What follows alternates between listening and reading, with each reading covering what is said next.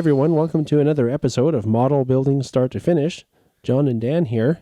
And so what are we going to do on the model this week, Dan?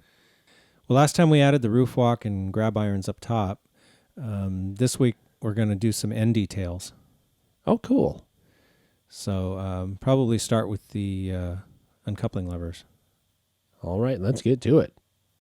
This is a Plano part. It's number 12001. Mm-hmm. And this is coupler bar hangers and brackets. All right. And there are several different styles. The one I'm interested in is this type. And the reason for that is this car has a bracket on it on each end for the uncoupling lever. Uh-huh. It's not exactly like this, but it's closer to this than anything else I've seen. So I think I can use this to sort of approximate what's there. Right. And as you've been talking about the whole time, this isn't really a legit car anyway. Right. So I'm just trying to get close. So I'm just going to use my little nippers and cut off one of those things. So these brackets have a little score line. It needs to be bent along that line. Okay. I need to make one more little bend. This little loop has to be bent up. Well, there's so much. Like, are there instructions, or you just have to figure this stuff out? There are instructions that come with the part, that show you how to bend it, This is actually intended for a more modern freight car, but it'll work as an approximation on this car. Yeah. There it is. Yeah, so what I've done is I've glued it in behind the polling pocket. You could also just drill a hole in the polling pocket and put an eye bolt there. Yeah, I know I've seen you do that with eye bolts before. Yeah. However, using the bracket is a little bit closer to the photos that I'm working from, so I'm going to use that. So now that I have the bracket, I can make the uncoupling levers. Oh, is this another bending of wire? Right. Yeah. Now, Detail Associates does sell uncoupling levers that look pretty much like this. However, they've gotten quite expensive recently. Mm-hmm. And to the point where they're about $1.25 a piece.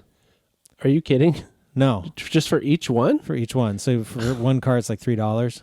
How much is the wire? Or $2.50. Yeah. I don't remember what I paid for the wire, but wire is pretty cheap. It just seemed to me like that's a lot of expense for a piece of bent wire. Right. So I've discovered it's really not that hard to make your own. So the way I do it is it helps to have small needle nose pliers like this. And just grip one end of the wire, not quite all the way to the end. In fact, it doesn't matter if this is a little long because it can be cut later. But I make a bend about 90 degrees. Hold it like this and then grip it this way, okay? Mm-hmm. And then bend this backwards. And this puts a little Z-bend in it. Mm. This was the hardest part to figure out how to do. I said if the Z-bend ends up a little crooked like this, it's not a problem. You can just straighten it out by bending it a little more. Yeah, it's just a small jog in the thing. Just a little Z-bend, basically. Mm-hmm. Now I can go ahead and finish the end. And when I get real short things like this, sometimes it's easier to use another piece of metal to bend it rather than your finger. So I'm going to bend that down. And now we have something that looks like that. Now you can sell that for $1.25. Yeah, well, we're not quite done yet. I'm going to use the end of my pliers as a size gauge. And I'm going to rotate this around just a little. That. Okay, and then I'm going to make a 90-degree bend this way. There's a few bends here. Yeah, there is some bending. Now I want to bring the car in so I can use it as a guide to finish the bends. I've put the handle kind of even with the edge of the car. Right. And the way these work is there's usually a bit of they come down, so I'm going to bend it down about there. Bend it down slightly. And then they level off again kind of where the coupler box is. Right. So maybe about like a little closer, about like that. Then don't you just glue that to the box itself? No, I'm not going to do it that way. I discovered another way that I liked better. Okay. So what I'm going to do is right right around the center of the coupler box. Check this again, make sure that the handle's still in the right place. I'm going to bend this down. Oh, I know what you're doing. You're going to drill a hole and stick it in the hole, aren't you? Yeah. And then I'm going to take this part and bend it back. This actually more closely approximates what the real ones do anyway.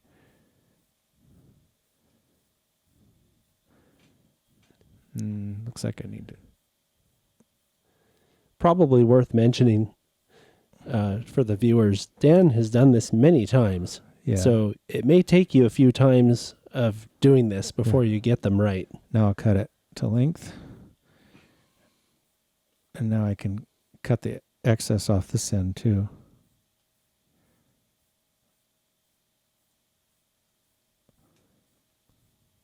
So I'll put this aside for a minute.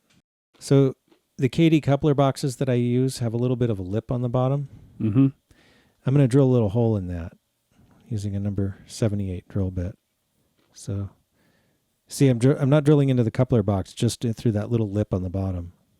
Yeah, that's like the lid, isn't it? Yeah, this is part of the lid. Okay. So here's one of the uncoupling levers glued in place. And it's a little tricky. I had to do it off camera because there's not a good way to film this, but I have the other one here. Started by threading this end through the bracket. Right.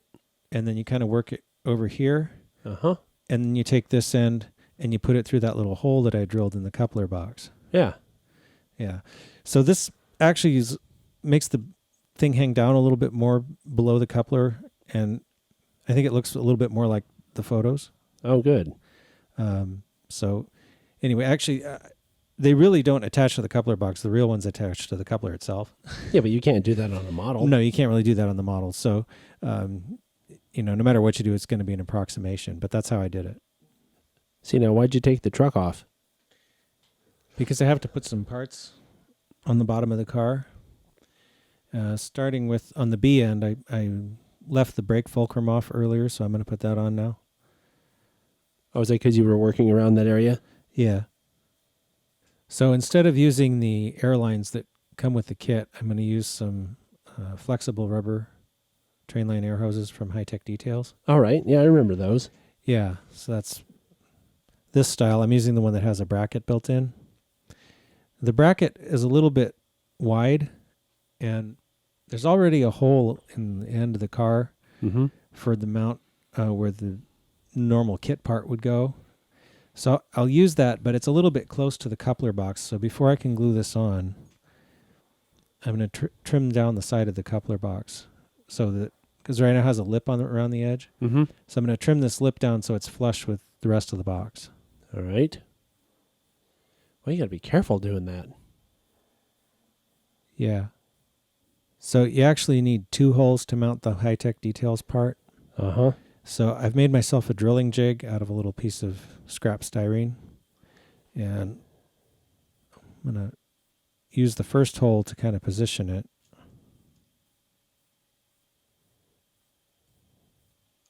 Like that. And then I'll drill the second hole. So this is what the hose looks like when it's glued in. Yeah. And you said that's one of the rubber ones, right? So it's a little flexible? Yeah, Yeah. it's flexible. That way if it hits something on the track or you bump it, it's not going to break off. I glued it with CA, by the way. So I put the car back on its wheels. And the only thing really left, I like to check the clearance between the hose and the railhead. Yeah. Now it's rubber, so that if it hits anything, it's probably not going to matter. Yeah, but that doesn't mean you want it hitting stuff. Right. So you can cut them a little shorter. I realize there's a little, glad hand detail on the end, but if you just put some silver paint on it, it's really hard to tell the difference anyway. Yeah. So this car, they're a little low, so I'm going to just trim off just a little tiny bit on the ends. So at this point, the car's basically finished except for some paint and weathering. All right. So I think this is a good place to stop for now. Okay. And Well, we can pick it up next time and finish the car cosmetically. all right. Sounds like a plan. We'll see everybody then. Bye.